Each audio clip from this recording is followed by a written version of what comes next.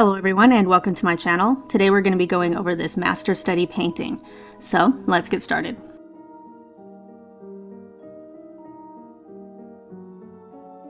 So this was actually the master study painting for July, and I completed it in July, but I haven't gotten around to completing and getting the video up because now that I've actually said something about Halloween things being in the stores already and it only being July, everything seems to be going very quickly. All of the days and weeks are kind of like blurring by, so whoops to me for opening my big mouth.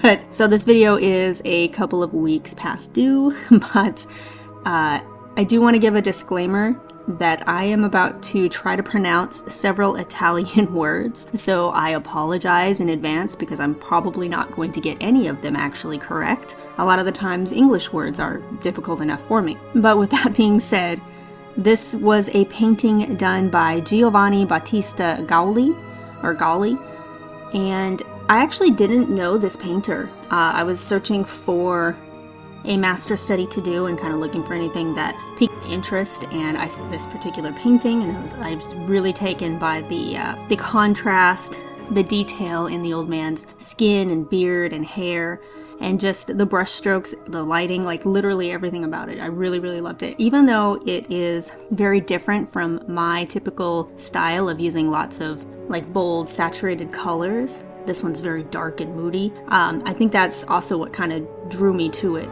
because I knew it would be an extra challenge to try to capture that in still sticking to my style. So Giovanni Battista Gaulli, or Gaulli, was also known as Baciccio or Baciccia in Italy, and he was born in 1839, lived till 1709, and apparently he did a lot of paintings in the Church of Gesù in Rome, Italy, and he was born in Genoa, where he apprenticed as an artist with another famous artist, Luciano Borzone. And it seems like a lot of his paintings, because he kind of was in the Baroque or Rococo periods for art, they definitely are influenced by that. His parents died of the plague in, I believe, the 1650s, and his art is very sort of dark and moody, has high contrasting colors, but overall, like, the themes and the colors are very dark. And I'm sure that that is a product of not only the times and like where he was at the time and who he apprenticed under or who he was influenced by, but also the tools that were available to him, the types of paints and canvases and just the techniques that they knew of and they were practicing back then.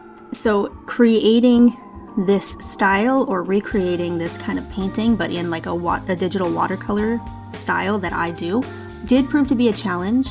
And one of the things that I really loved about this painting was, again, the old man's face and hair is kind of like lit up. It's in the light, whereas like everything else, the background and the robes, I'm assuming they're robes that he's wearing, are dark. And one issue that I ran into while I was doing this was it's kind of hard to see in the reference photo, but the background is like a dark black red.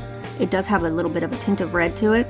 And then like the robes that he's wearing, I'm going to call them robes. I'm not sure if that's what it is, but I think it's robes.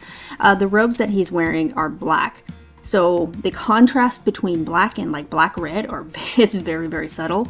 So it was kind of difficult for me to paint this in a way that didn't look like he was just a floating head in black nothingness. So I tried to do this with like a little bit of an underpainting, with the background being like more red, more obviously red than it is in the reference photo, and then kind of darkening it a little bit and in spots. And then the robes, which I usually try to stay away from just straight black, but this time I made an exception, and for the robes I did almost like just pure black, so that it was very obvious that like he is a form with a body. The body just happens to be dark on a dark background. And the one issue that I had, because I absolutely loved painting The details of like the wrinkles, the texture of his skin, and the hair, again, those are the two biggest things that drew me to this reference photo in the first place. But the 2-hour time limit that I gave myself at the very beginning of this challenge did prove to be a little bit of an issue, because as soon as I got into, like really into the detailing of the hair on the beard and a little bit of hair on his head, my 2 hours ran up.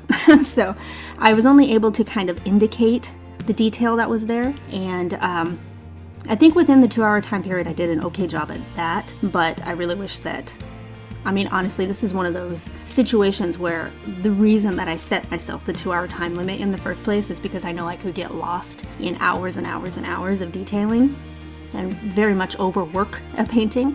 And this is one of those situations where I definitely could have fallen into that, and part of me kind of wishes that I would have allowed myself to do so. But again, I think for a 2-hour study, recreating the reference photo but in my own style, I think all was fairly successful. I think that so far in the master study challenges that I have done this year, this one is one of my favorites. So I'm going to go ahead and just let you enjoy the rest of the video. If you have any comments or questions, please leave them below, and I will speak to you next time. Thanks for watching.